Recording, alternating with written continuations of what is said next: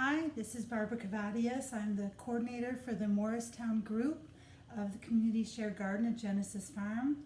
We got our vegetable share today, and I want to go through the vegetables. I'll remind you a little bit about how to store them, and I want you to, and I think I'll probably be able to guess what might be some of the more unusual vegetables for you, but I hope that you'll make a comment on the video, as well as subscribe and like it and share it with your friends. But I hope what you'll do is that you'll let me know which of the vegetables that we go through, and I tell you a little bit about which are the ones you're not familiar with and which are the ones that you would like some more information about how to cook with them, how to work with them, etc. So I have to say, they came today and the smell has been glorious. So I've really been dying to get in here. I'm going to take a sniff, hang on. It just smells so good. So let's go through this bag and see what we got, and then let's talk about it. So we got some green onions, not green garlic, but green onions. And how do I know they're green onions? Because I don't know if you can see, but you see this stem, it's not flat. It's rounded, it's hollow, like I can squeeze a little bit, you can see it's hollow, and plus, if you smell it, you'll know this is a green onions, or I guess you would call it scallions, right? So this, we're going to swish around here. I've got a cloth, I'm going to lay it down for after I clean off some of these vegetables. It's just a little bit dirty at the end. So I'm just going to swish it a little bit in the water. I have my handy tub of water over here, which I've shown you before. And just going to swish it around to get any of the remainder dirt off. And there's actually quite a bit of little roots on here. So I might also just take a scissors and clip off the ends of those roots, because they're just going to keep looking for water, and it might help dehydrate them a little bit. So I'm going to leave just a very short end of the roots on there. It'll also take any of the remaining dirt. And see, I'm going to put that in the compost. And we got the baby turnips. Remember what we do? We twist it off, save the greens. We're going to wash the greens, but they're not really dirty. And do you remember why we do this? We do this because otherwise it'll dehydrate these turnips. We don't want them to dehydrate. They're tender, they're delicious. You can eat them in salads. You can put them in stir fries. You can slice them and cook them up with eggs. I still am harvesting some asparagus from my garden. So they're not really dirty. I don't need to wash the turnips themselves. And the greens really aren't that dirty either. So I'm just going to put them right into a tub, because remember, these greens are edible, so we want to save them. I'm going to put them in my container, one of these containers that has a false bottom, which keeps moisture from building up on things. Great one for storing them. We got a little garnet of herbs. So we've got curly parsley and flat parsley. Flat parsley is better for cooking, and curly parsley, you can cook with it, but it's really nice in a salad or like a cold salad, like if you're making tabbouleh or something like that. It's a good one to use. We also got some basil, more rosemary again, a little bit more of the sage, a little bit of oregano, and those little teeny leaves on there, can you see that? That's thyme. I grow a lot of oregano myself, and I'm going to show you in a few days. I'm going to harvest it. It's ready to harvest. I'm going to show you how you know it's ready to harvest. I'll show you how to do that. And what you do, we got a beautiful, nice head of like a gentle romaine, and there's a little bug in there. I see a little bug. It happens sometimes when you get fresh produce.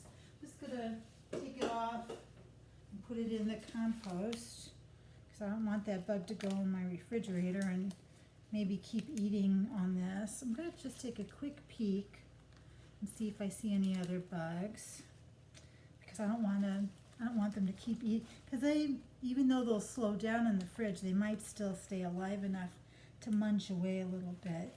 But it looks like that was the only bug. So let's see, just looking inside the leaves. So I'm going to actually, let's see how much other lettuce we got. Oh, we got more lettuce. So we got another, oh, this is actually not lettuce, okay? Now it looks very similar to this lettuce, right? See this lettuce? And this is escarole. The leaves, I can show you the difference. The leaves, it's a fleshier leaf at the bottom. You can see that, it's fleshier. And the leaves, as they spread out like a hand, see that? And it's not the same green. The lettuce green is very bright. And there's a little bit, even though it can be dark, it's a little bit more, I don't know, like a duskiness to that, to the leaf. And you can eat escarole raw in a salad, but most people like it cooked. I love escarole, it's delicious. So if this is one of the vegetables you don't know what to do with, make a comment in the comment section. And what else? Oh, and we have another head of lettuce, but it's a different kind. This is more of a butterball type. It's just got a little bit of dirt on the bottom. I'm just going to swish it a little bit in the water before I put it in the fridge. So what I'm going to do with the lettuce is I'm going to wrap each of them in a moist towel, and then probably put a plastic bag around them to help keep them fresh. And the escarole, I'm probably going to put, let's see if it'll fit in my bin. It will fit, but let's see what else we got for cooking greens. Oh, we got a beautiful purple kohlrabi. Great for cooking, salads. And then we got one of the things that I had never seen before I belonged to the farm. I had seen it, but I didn't know it was edible, to be honest. And this is called, oh, I just forgot of what it's called. It's a garlic, oh my goodness. I'm just having a senior moment and forgetting what it's called. It's going to come to me later, probably. It's basically the top of the garlic as it grows, but it's edible. So, but let me show you something. You see, there's a flower head here, and then there's this long, like curly thing, right? This would have been the flower head. This part from the flower and then the green that's beyond it is not quite as edible as the part that comes below it. All of this is lovely, lovely, lovely, and you can eat it, you can cut it very small and have it in a salad. You can also take this both from the flower on down, not from above, right? This is going to go in the compost. But if anyone feels differently, feel free to let me know. But I find them too tough. But below that, you can take it and grind it and make a very fresh pesto. And what I'll often do this time of year, because my oregano is usually ready to harvest, at least the first harvest, at the same time that I get these garlic. Oh, I can't believe this. They're not scamps. It'll come to me. Anyhow, these garlic tops, there's a name.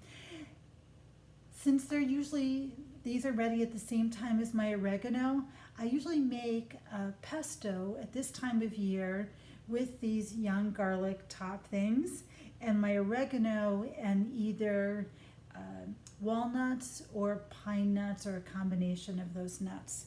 So this is a real treat. They sell this for an exorbitant price in New York. if you want to buy these and, you know, like at a produce market. This is something you probably could never get at the grocery store, but they're delicious and fabulous. They're also really nice in a stir fry. And if you remember from our stir fry videos, this would be a number 2 vegetable, right? It would go in your second group of vegetables after you've steamed any of the really intense ones. And we also have a beautiful bag of spinach, which looks really lovely. And that's, you know, I think I'm going to end up putting the spinach in this container with the turnip tops. And then, we have more lettuce. We have a bag of the spring type lettuce, the little lettuce leaves, a spring mix. Some people might call it mesclun. So this, if you're deciding how to order your eating of your lettuces, you're going to want to eat the mesclun first, right? The spring mix, because this is the most tender and the most, this is going to be easier to go bad first. So this is the most tender. You'd eat this first. The second lettuce you would eat is your butternut type lettuce.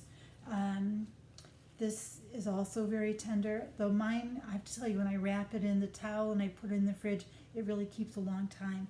But this is the second one I would eat, and I would save this more of like a romaine type. It's not quite a romaine, but it's like a romaine type.